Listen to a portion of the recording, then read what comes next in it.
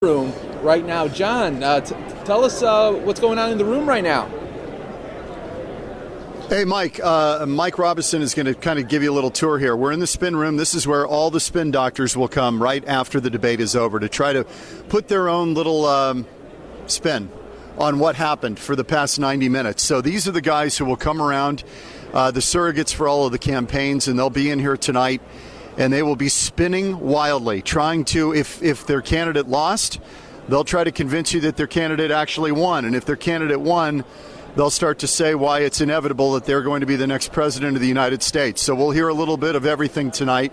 But this is an assembly here of, it's got to be probably several hundred, at least, maybe 1,000 journalists in this room. So, and that mirrors pretty much what you're going to see in the debate hall. They've got room in there in the debate hall, the field house over here, the Mac Center. They've got room for about 1,000 people who will actually be inside the venue watching this debate unfold, as there will be a national and worldwide audience of maybe 100 million. That's the number we're hearing. Reagan Carter in 1980, Mike, was 80 million. And they think tonight will eclipse that. So we're in for quite a show. I think this is the first moment where you can start to see the trajectory of the campaign possibly change, because right now we're in a complete locked battle. Battleground states are tight. Clinton a little bit ahead in a couple of spots, but it is all within the margin of error. And so tonight is a chance for one of these candidates to separate. Normally these debates don't move the needle all that much, not as much as the conventions do, typically. But in this case, as in Reagan Carter in 1980, so many people will be watching that there is an opportunity, because there's such high interest, for one of these candidates to start to separate a little bit. Whether it will hold, that remains to be seen, because as you know, there's two more debates after tonight, one in St. Louis, one in Las Vegas. There's a vice presidential debate as well.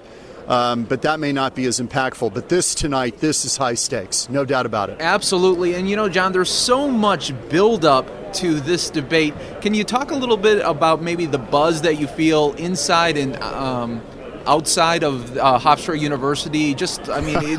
We're talking, this is almost like a heavyweight fight that people are building this up as. It is. Well, and when you've got the undercard bouts before the heavyweight fight, everybody's kind of pacing themselves. That's what you're seeing right now. We're still We're 7 hours away, 8 hours away. And so, I think everybody right now in here is kind of pacing themselves, because you've got a lot of reporting to do. You've got a lot of stuff to process, and you don't want to kind of burn out before the main event. We're still many hours away from it. And so I think a lot of the reporters in here are just kind of chilling, taking note, getting interviews, and I think, it'll be a slow build and a crescendo when we hit 9 o'clock Eastern, 6 o'clock Arizona time, when this thing gets going. Walter Mondale was talking about debating Ronald Reagan in 1984, and I thought it was a great quote. He said, when you walk out to that debate stage as the candidate of your party, he said, that is the longest walk you will ever take in your life. And I think that's, imagine putting yourself in the shoes of Hillary Clinton or Donald Trump, when you are, ready, when they say, okay, head out to the podium, folks. That has got to be, even Donald Trump, who's a pretty confident guy, I'll put it that way.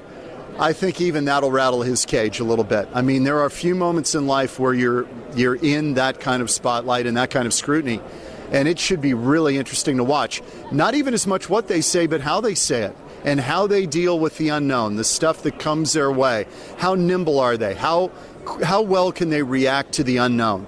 And that's part of it. A lot of the most memorable parts of these debates, Mike, are really the things that are not scripted and not said in the talking points, but just reactions. Thinking about Al Gore and the constant sighing in the Bush debate in 2000. That made Saturday Night Live. He started talking about, we're going to put Social Security in a lockbox. He said it like 7 or 8 times. And it became a bit, and it ended up on Saturday Night Live. This is the stuff that can happen. The unintended zinger, if you will, that nobody expects.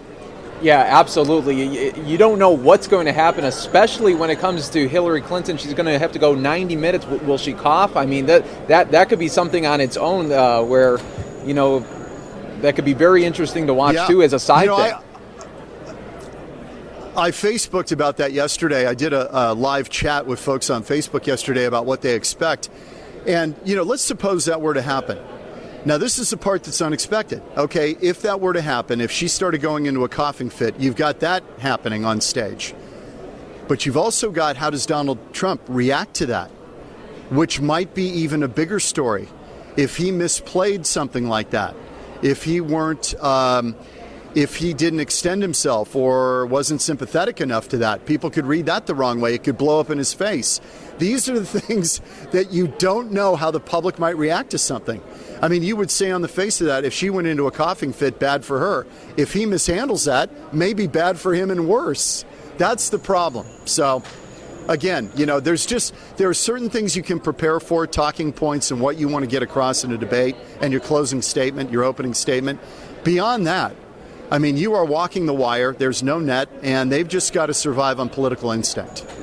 Absolutely. And I think for Hillary Clinton, one of her biggest hurdles tonight is going to try to come off as personable, try to get some jokes in there and try to appeal to the everyday voter, because Donald Trump clearly has had that for a while now, where he's been able to speak to the common voter. I think you're right. I think candidates tend to want to shore up their weakness and get that kind of off the table. So for Hillary Clinton, the personable, I'm one of you, I can be trusted. For Donald Trump, it's that I'm not off the rails, I'm steady, I'm not irrational, I'm not just completely an emotional being.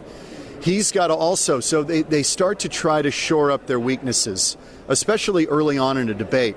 I think it's very much like a Super Bowl. I think both teams come out pretty tight. And so the first couple of drives are very safe because nobody wants to make a big mistake early on. Nobody wants to turn it over. Nobody wants to fumble the ball early on or throw an interception. So everybody's very, very careful. I think when you get past about the 10-minute mark, 15 minutes, then you start to get into the good stuff. I think about covering Mitt Romney in the first debate with Barack Obama 4 years ago. Obama, everybody talked about this great orator and all of this stuff, and then Romney came out and kind of laid him out, and nobody really expected that. And Romney really went hard, and at the end of that debate, people were saying to the president, you got to step up your game because this guy just cleaned your clock. And as Obama did, he's a fast study and he's a smart guy. He came back in that second debate and was much stronger. That can happen. Happened to Ronald Reagan with Walter Mondale. Reagan stumbled badly in 1984. And then in the second debate, threw that line out, I'm not going to let my opponent's youth and inexperience, detract. And he turned the whole age question about Ronald Reagan's advanced years and turned it on Mondale in the form of a joke, and Reagan was off and running. So, again, it can be a turn of a phrase, rehearsed or not, that can change the whole thing. Absolutely. And when you talk, I mean, you got to think it's a 90-minute debate, no commercial, no stoppage. So anything can happen. I think that's why a lot of people are watching, too, just for the unexpected. I think that's it. And I made the point this morning. I think the reason the numbers are driven so high, it's not because of Hillary Clinton. I mean, she's been a public figure nationally since the early 90s. So they know her, they know what she's about, and, there are no real surprises there. Donald Trump is the reason that 100 million may watch, because they don't know what he might do. And that's the part of this, he's the nitroglycerin up on stage, where you don't know what might happen. And so I think he's driving this. He's driving the curiosity, not to mention there are still 8% out there that are undecided. And can Donald Trump appear to those people as a reasonable choice, even if you've had doubts up to now? Can he come off as presidential and pass that test of somebody you would invite into your living room over the next 4 years? For some people, that's just unthinkable. For other people, they're thinking, if we keep doing the same thing, we're getting nowhere, and he might be the one agent of change that's out there. We might roll the dice. People rolled the dice a little bit with President Obama 8 years ago. Let's be honest. His resume was fairly thin. Not a lot of time in the U.S. Senate. He'd been a politician in Chicago. He had been a lawyer. He'd been a community organizer. There wasn't a very thick political resume there. But because people were eager for hope and change after Bush, they rolled the dice with President Obama. But in terms of a resume, there would be a lot of people who would argue it's one of the thinner resumes we've had in the Oval Office. Let's be honest about it. I mean, most people had a lot more experience before they attained that job. So people sometimes will roll the dice. American voters will do it. They did it with Jimmy Carter in '76 as well. So it happens. It happens from time to time. Absolutely, and we're going to learn a lot more about these two candidates tonight at the debate. Thank you so much, John Hook, and we'll check in with you a little bit later this afternoon as we gear up for the big showdown. I'll see you at noon as well. Okay, buddy. Great. See you later. Take care.